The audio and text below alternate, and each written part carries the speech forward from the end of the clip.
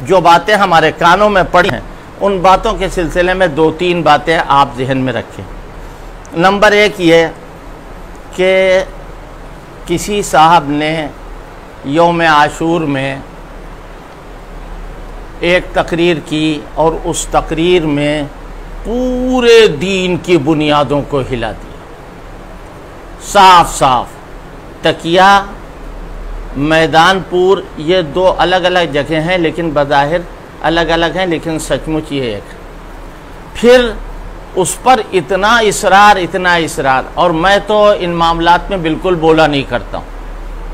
मैंने शुरू में इरादा किया कि हज़रत मौलाना मोहम्मद राबे हसनी दामत बरकातहुम से मुलाकात करूँ, लेकिन मुझे पता चला कि मौलाना राबे साहब इस हाल में नहीं है, बीमार हैं। अगर उनके पास सामने कोई ऐसी बात पड़ी कि जिससे उनको तकलीफ़ हो तो ये बात मुनासिब नहीं है। फिर मैंने इरादा किया कि हज़रत मौलाना सईदुर्रहमान साहब के पास जाऊं और उनसे जाके बात करूं, लेकिन मैंने सोचा ये कि एक बात है अपने दब जाएगी।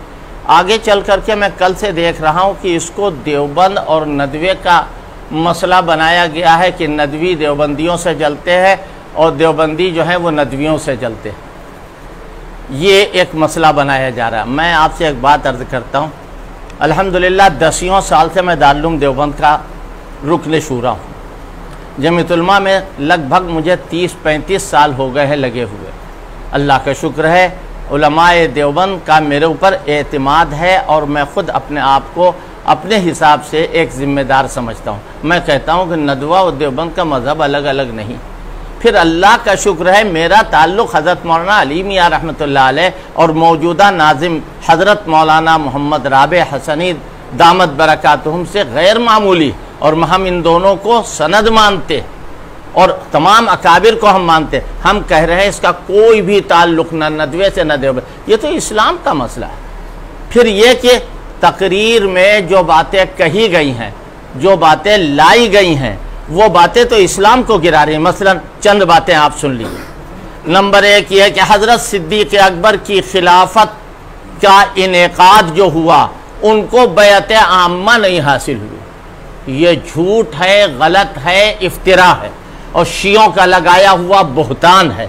हज़रत सिद्दीक़ अकबर रज़ी अल्लाह तआला अन्हु को खिलाफत आम्मा, बैअत आम्मा हासिल हुई और वो हुजूर पाक सल्लल्लाहु अलैहि वसल्लम के खलील अल मुर्तज़ा देख लीजिए।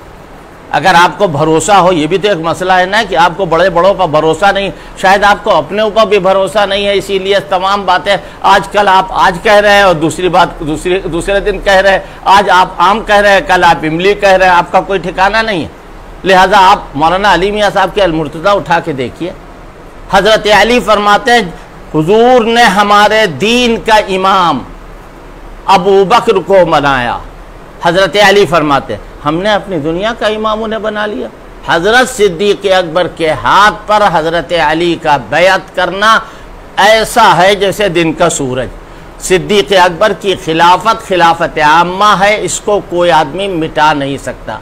फिर आपने हज़रत उस्मान गनी रज़ी अल्लाह तआला अन्हु के सिलसिले में बहुत गुलफशानियाँ फरमाई हैं और ये कहा है कि उन पर दबाव था। अगर मैं कह दूँ आपके ऊपर दबाव है तो कैसा रहेगा बताइए? आपके ऊपर किसी का दबाव, और आपके ऊपर दबाव हो या ना हो, हम देख रहे हैं कि ऐसे ऐसे मुबल्लिग कि जो अहले हक मशहूर हैं, आजकल उनका रंग बदला हुआ है। आजकल वो वही बातें कह रहे हैं जो आप कह रहे हैं, यानी शीई नुक्ते नज़र से। मैं आपके बारे में नहीं कहता, मैं किसी के बारे में नहीं कहता, लेकिन वो रज़ा खानी, वो बिदती जो इस वक्त सहाबा को गालियां दे रहे हैं, हम ये समझते हैं कि ईरान ने उनके लिए दरवाज़ा खोला।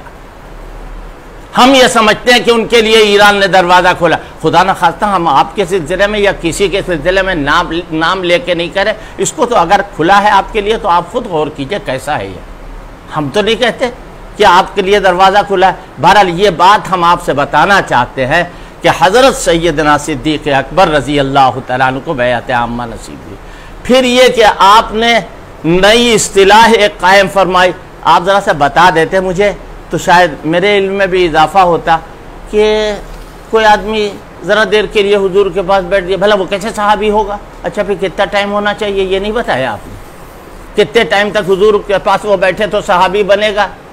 ये सारे मुहद्दिसीन जो थे, जो गुज़रे हैं, और सारे उसूलियीन जो गुजरे हैं, ये अस्माउर रिजाल के बड़े बड़े उलमा मुतबहिर गुजरे हैं, ये सब खाक थे आपके सामने, आपने इनको